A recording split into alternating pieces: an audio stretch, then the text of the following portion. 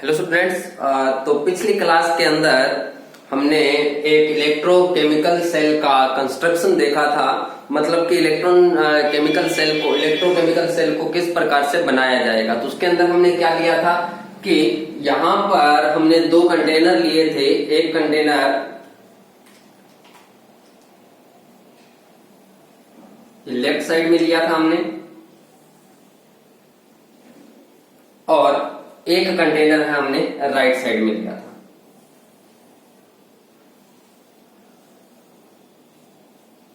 इसके अंदर हमने एक जिंक की रोड को डिप कर दिया था। ये हमारी जिंक की रोड है, इसको डिप कर दिया। ये जिंक की रोड और यहां पर एक कॉपर की रोड को डिप किया हुआ था। सॉल्यूशन था हमारा ZnSO4 और यहां पर जो सॉल्यूशन था हमारा CuSO4 एक्वस। तो दोनों एक्वस सॉल्यूशन थे और इनको हमने एक कंडक्टिंग वायर से जोड़ रखा था और ये हमारा ये कंडक्टिंग वायर है और इसमें एक बल्ब लगा दिया था।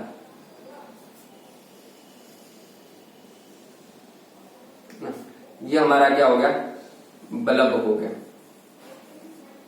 ये कंडक्टिंग वायर था।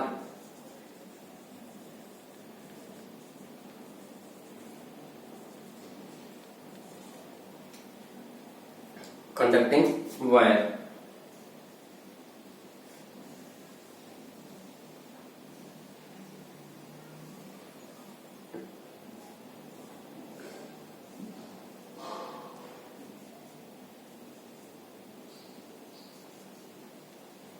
इस प्रकार से। तो हमने देखा था कि जिंक के आयन निकलकर कहां आ रहे थे, जिंक रोड से सॉल्यूशन के अंदर आ रहे थे। और यहां पर भी ये यहां से Cu+2 आयन है वो जिंक कॉपर रोड के ऊपर जमा हो रहे थे। अगर ये आयन निकल कर इधर आ रहे हैं तो जिंक रोड क्या हो रही है, गल रही है। और जिंक रोड अगर गल रही है, जिंक रोड का वेट क्या हो रहा था वहां पर, वेट है weight of zinc road decreases, मतलब कि कम हो रहा था। और यहां पर जो वेट है कॉपर रोड का, वेट ऑफ कॉपर रोड क्या हो रहा था, कॉपर इसके ऊपर जमा हो रहा था और जमा हो रहा है। तो हम कहेंगे कि रोड का, कॉपर रोड का जो वेट है वो क्या हो रहा है, बढ़ रहा है, इंक्रीज हो रहा है। तो इस प्रकार से वेट इनका इंक्रीज हो रहा था और एक का क्या हो रहा था, डिक्रीज हो रहा था। तो हमने वहां पर एक लवण सेतु भी लिया था। तो ये लवण सेतु इसके अंदर लगा दिया जाता है। तो ये लवण सेतु लगा रहे हैं हम।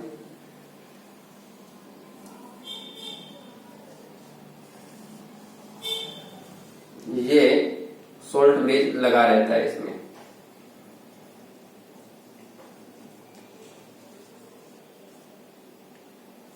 कैसे यहां पर जो वोल्टेज उत्पन्न होती है वो हम मान रहे हैं कि अगर इस सेल की 1.1 वोल्ट है ना, 1.1 वोल्ट का ये हमारा सेल है। ये इलेक्ट्रॉन का फ्लो हो रहा है, फ्लो ऑफ इलेक्ट्रॉन, और इसके अपोजिट डायरेक्शन में फ्लो ऑफ करंट I है ना, धारा का प्रवाह। और इसका हम क्या करते हैं, अभी तक तो ये सेल इस प्रकार से वर्किंग कंडीशन में रहेगा है ना, लेकिन अगर हम इसमें एक वोल्टेज और एक्सटर्नल वोल्टेज लगा देते हैं, एक्सटर्नल वोल्टेज मतलब एक्सटर्नल परिपथ लगाकर और उसके अंदर वोल्टेज दे देते हैं। पहले तो 1.1 वोल्ट का था। अगर हम इसके अपोजिट डायरेक्शन में एक अपोजिट डायरेक्शन के अंदर एक एक्सटर्नल वोल्टेज लगा देते हैं तो क्या सेल की एफिशिएंसी पर क्या फर्क पड़ेगा, है ना। तो अगर हम यहां पर एक एक्सटर्नल वोल्टेज लगा रहे हैं,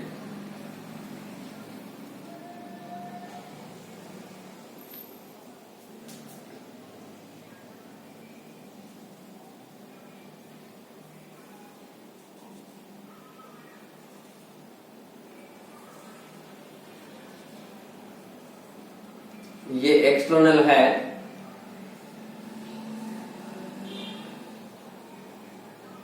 इस प्रकार से एक्सटर्नल वोल्टेज लगा दी है हमने। अगर ये एक्सटर्नल वोल्टेज हमने लगाई है, और इसको थोड़ा सही बना लेते हैं,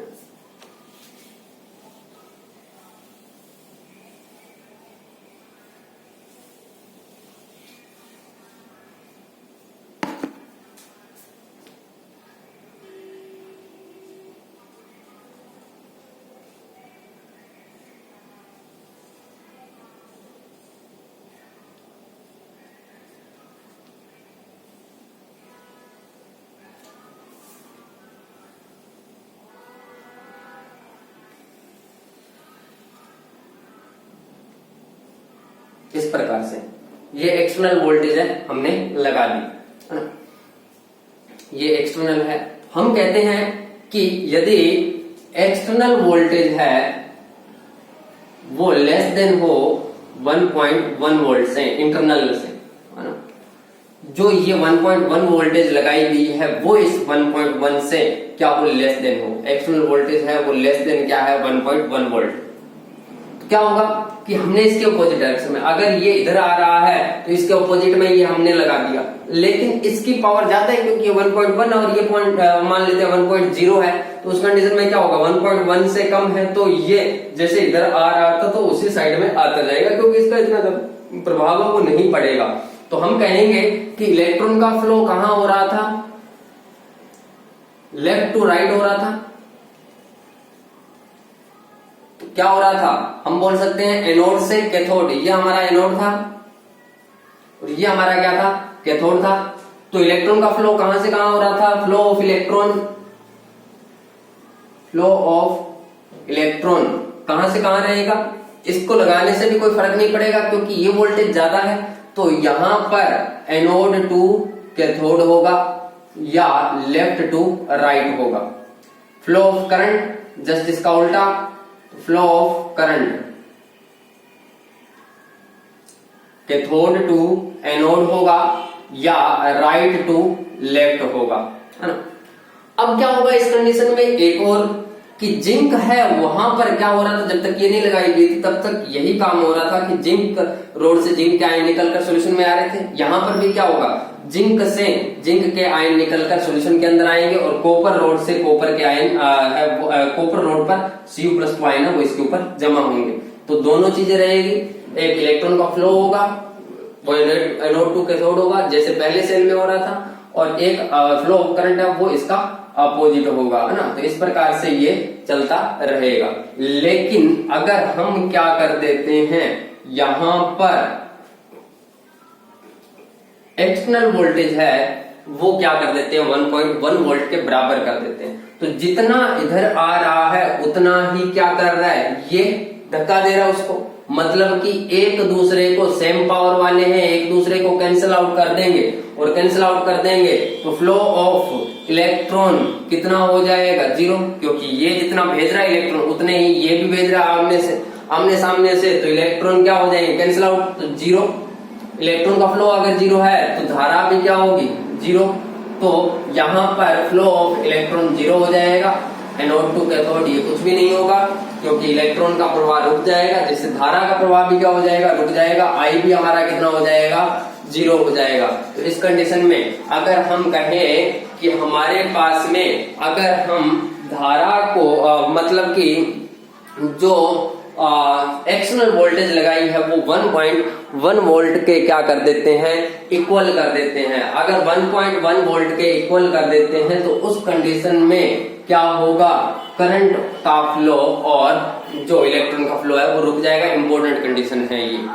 इसके अपोजिट यहां पर हम ये कहेंगे कि अगर इलेक्ट्रॉन का फ्लो नहीं हो रहा है, करंट का फ्लो नहीं हो रहा है, जिंक रोड से जिंक के आयन निकलकर सॉल्यूशन में नहीं जा रहे हैं और यहाँ पर Cu+ आयन रोड के ऊपर जमा नहीं हो रहे हैं, मतलब कि न तो जिंक रोड घुल रही है और न ही कॉपर रोड है, कॉपर के ऊपर Cu+ आयन है वो जमा हो रहे हैं। तो न तो जिंक रोड से जिंक के आयन निकलकर ZnSO4 सॉल्यूशन में आएंगे, न CuSO4 सॉल्यूशन से Cu+ आयन निकलकर रोड के ऊपर आएंगे। तो इस प्रकार ये कंडीशन यहाँ पर इंपोर्टेंट बन जाती है। तो ये सेकंड कंडीशन थी हमारी। एक थर्ड कंडीशन और रहती है इसकी, और थर्ड कंडीशन क्या रहेगी वो देखते हैं। तो अगर हम यहां पर एक्सटर्नल वोल्टेज है वो 1.1 वोल्ट से ग्रेटर देन कर देते हैं, ज्यादा कर देते हैं। अगर एक्सटर्नल वोल्टेज ग्रेटर देन क्या हो, 1.1 वोल्ट हो, तो क्या होगा, अब की बार इसका प्रभाव ज्यादा हो जाएगा किसकी तुलना में, इसकी तुलना में। जैसे ये जा रहा था और ये इसके सामने धक्का दे रहा था, तो ये इसको इधर ले जाएगा। तो जैसे इलेक्ट्रॉन इधर आ रहे थे वो इलेक्ट्रॉन का फ्लो अब चेंज हो जाएगा। अब इलेक्ट्रॉन का फ्लो है वो क्या हो जाएगा, राइट टू लेफ्ट हो जाएगा, क्योंकि आपकी बार यहां पर प्रभावी हो जाएगा, जस्ट अपोजिट हो जाएगा एक्सटर्नल वोल्टेज ज्यादा लगाने के बाद में, और फ्लो ऑफ आई करंट के अपोजिट, इलेक्ट्रॉन के अपोजिट हो जाएगी।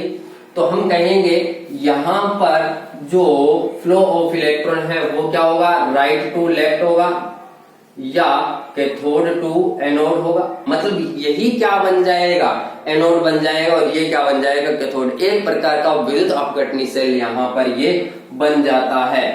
या फिर हम कहते हैं आई का फ्लो जस्ट उल्टा हो जाएगा इसका, कि ये लेफ्ट टू राइट होगा और ये एनोड टू कैथोड होगा। तो इस प्रकार से हम कह सकते हैं कि अगर हम एक्सटर्नल वोल्टेज को बढ़ा देते हैं 1.1 वोल्ट से ग्रेटर देन कर देते हैं, उस कंडीशन में ये सिचुएशन हमारे पास में बन जाएगी। हमारा जो फ्लो ऑफ इलेक्ट्रॉन है या फ्लो ऑफ करंट है वो इस प्रकार से होगा। तो ये तो रहा कि इसके तीन कंडीशन है, तीनों कंडीशन में। अब अगर ये हो रहा है तो ये क्या हो रहा है कि यहां से इलेक्ट्रॉन निकल कर इधर जा रहे हैं, तो ये किसकी तरह कार्य करेगा, ऑक्सीडेशन होगा इसका। मतलब कि अब की बार कॉपर रोड से कॉपर के आयन निकल कर कहां आएंगे, सॉल्यूशन में आएंगे, Cu+2 आयन सॉल्यूशन के अंदर आएंगे, और जिंक रोड पर Zn+2 आयन है वो क्या होते जाएंगे, जमा होने लग जाएंगे। तो इस प्रकार से ये सेल थोड़ा उल्टा हो जाता है, जो विद्युत अपघटनी सेल की तरह कार्य करता है। तो ये तो हमारा एक छोटा सा कंस्ट्रक्शन था, और इसकी ये तीन कंडीशन बनती है, और इनको आपको नोट करना है। जो मैंने बताया है वो तो आपको नोट्स वगैरह है वो मैंने भेज दिए हैं, कुछ एक पेज भेजे हैं, तो वो पेज आपको नोट करने हैं। उसके अंदर सबसे पहले उसकी मतलब कि इलेक्ट्रोकेमिस्ट्री की डेफिनेशन वगैरह है वो लिखनी है आपको। उसके बाद में इलेक्ट्रोकेमिकल सेल के बारे में लिखना है।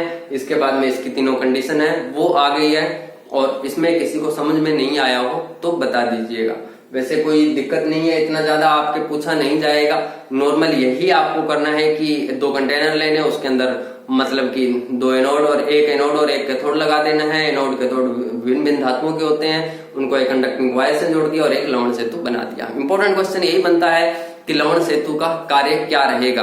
तो लवण सेतु का कार्य आपको याद रखना है, बहुत इंपॉर्टेंट क्वेश्चन है ये। लवण सेतु का कार्य क्या है, परिपथ को कंप्लीट करना, दूसरा विद्युत अपघट्य को उदासीन बनाए रखना या विलयन की उदासीनता बनाए रखना, और तीसरा जो लिक्विड जंक्शन पोटेंशियल है उसको क्या कर देना, कम कर देना। अब हमारे सेल के अंदर 2 रेडॉक्स रिएक्शन हो रही थी, उनको अगर हम संपूर्ण अभिक्रिया के रूप में लिखते हैं किस प्रकार से लिखेंगे। तो हमारा जो सेल था ये इस प्रकार से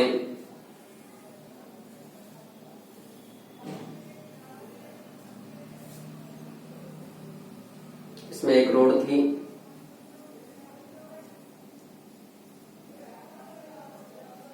और यहां पर भी एक रोड लगा दी हमने।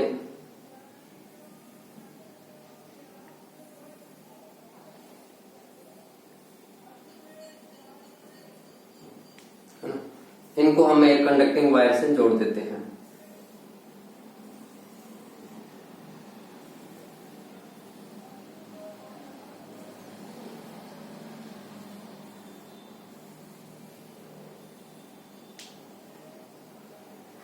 तो ये हमारा एक बल्ब आ रहा था, और यहां पर एक लवण सेतु हमने लगा दिया था। देखिएगा ये ZnSO4 सॉल्यूशन था। जिंक रोड थी, जिंक से जिंक एटम निकल कर कहां आ रहे थे, Zn+2 में, और ये CuSO4 का सॉल्यूशन था। यहाँ पर Cu+2 आयन है वो इसके ऊपर जमा हो रहे थे। क्या हो रहा था, हमारे पास में 2 सिचुएशन बन रही थी। यहाँ पर एनोड पर ऑक्सीडेशन हो रहा था, तो हम लिख रहे हैं 8 एनोड, है ना। रिएक्शन एट एनोड, एनोड पर क्या रिएक्शन हो रही है तो वो लिखते हैं। तो जिंक रोड से जिंक के एटम निकलकर सॉल्यूशन में आए। तो जिंक रोड सॉलिड फॉर्म में थी, इसके निकलकर आयंस हैं वो सॉल्यूशन में आ गए, Zn+2 एक्वस, और ये 2 इलेक्ट्रॉन हो गए। Cu+2 आयन है वो इसके ऊपर जमा हो रहे हैं। तो at reaction at cathode, reaction at cathode, Cu+2 ion aqueous में है और ये Cu सॉलिड में चेंज हो रहा है, यहां से इसके ऊपर जमा हो रहा है, तो और 2 इलेक्ट्रॉन तो एनोड पर ही होगा। अब अगर हम यहां पर कहें तो यहां क्या हो रहा है, जिंक से Zn+2 में आ रहा है तो ऑक्सीडेशन हो रहा है,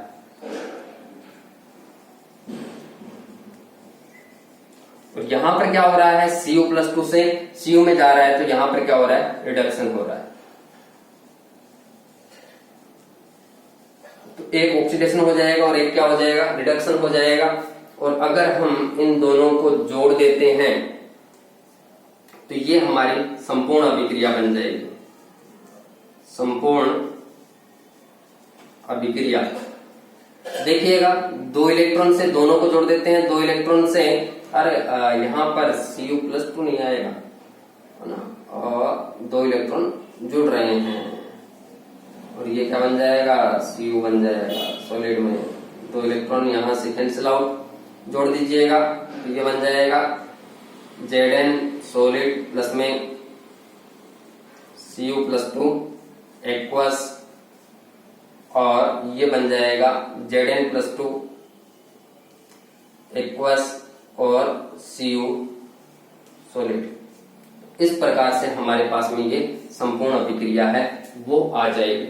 तो हम यहाँ पर ये बता सकते हैं कि इलेक्ट्रोकेमिकल सेल है उसका फॉर्मेशन में क्या क्या होता है, ऑक्सीडेशन कहाँ होता है, रिडक्शन कहाँ होता है। तो आपको जो इस सेल के अंदर काम में जो याद रखना है वो क्या क्या याद रखना है वो बता देता हूं कि आपको एक तो सेल के अंदर सबसे पहले आपको यही याद रखना है कि एनोड किसे कहते हैं और कैथोड किसे। आपसे पूछा जाता है, जनरली पूछा जाता है कि एनोड कौन सा होगा या कैथोड कौन सा होगा, तो हम ये कह देते हैं कि एनोड है वो क्या है, पॉजिटिव चार्ज वाला एनोड होता है और नेगेटिव चार्ज वाला क्या होता है, कैथोड होता है। लेकिन हम पॉजिटिव और नेगेटिव को नहीं लेंगे, यहाँ पर हम ये कहेंगे कि जहां पर ऑक्सीडेशन होता है उसको तो हम क्या कहेंगे, एनोड कहेंगे, और जिसका रिडक्शन होता है उसे हम क्या कहेंगे, कैथोड कहेंगे। तो यहाँ पर ऑक्सीडेशन किसका हो रहा है, हमें पता है जिंक का हो रहा है, तो जिंक का हो रहा है तो उसे हम क्या कहेंगे, ऑक्सीडेशन होगा इसका। और रिडक्शन किसका हो रहा है, कैथोड का, और मतलब कि इसका हो रहा है, कॉपर का हो रहा है, इसलिए हम कहेंगे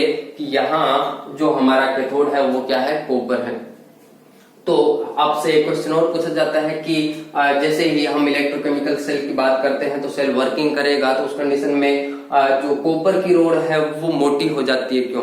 क्योंकि कॉपर सॉल्यूशन से कॉपर के आयन निकल कर कहाँ जमा होते रहते हैं, इसके ऊपर जमा होते रहते हैं, जिसके कारण कैथोड है वो क्या हो जाता है, मोटा हो जाता है। पहले कैथोड को क्या लिया जाता है, पतला लिया जाता है, कैथोड पतला लिया जाता है और एनोड क्या लिया जाता है, मोटा लिया जाता है। लेकिन जब ये अभिक्रिया होती है तो यहाँ पर Cu+2 आयन है वो इसके ऊपर जमा होते रहते हैं, इसके ऊपर जमा होते रहेंगे, जिसके कारण कैथोड क्या हो जाएगा, मोटा हो जाएगा, और जिंक रोड से जिंक के आयन निकलकर क्या होते जाएंगे, यहाँ पर ये गलती जाएगी तो हमारा एनोड है वो क्या हो जाएगा, पतला हो जाएगा। तो यहाँ पर कैथोड को हम पतला लेते हैं और एनोड को मोटा लेते हैं, लेकिन अभिक्रिया के बाद में एनोड हमारा पतला हो जाता है, कैथोड हमारा क्या हो जाता है, मोटा हो जाता है। तो इस प्रकार से हम इलेक्ट्रोकेमिकल सेल के बारे में बता सकते हैं। इलेक्ट्रोकेमिकल सेल क्या था, तो ये भी आपको बता दिया था कि जहां पर मतलब कि विद्युत रासायनिक या फिर जो रासायनिक ऊर्जा है वो किस में कन्वर्ट होती है, विद्युत ऊर्जा के अंदर कन्वर्ट होती है, वो हमारा क्या कहलाता है, विद्युत रासायनिक सेल कहलाता है। एक बचता है इलेक्ट्रोलाइटिक सेल, वो भी हम देखेंगे और इसको आगे हम कंटिन्यूसली करेंगे। तो अभी हम इलेक्ट्रोड पोटेंशियल के बारे में बात करेंगे, मतलब इलेक्ट्रोड होता क्या है इसके बारे में देखेंगे और फिर से आगे हम इसी इलेक्ट्रोड के ऊपर बात करते हुए चलेंगे। तो यहाँ पर जो हमने ये रोड लगाई है ना, रोड बोल रहे हैं, ये क्या होते हैं? इलेक्ट्रोड होते हैं। इलेक्ट्रोड क्या होते हैं तो वो हम अगली क्लास में देखेंगे।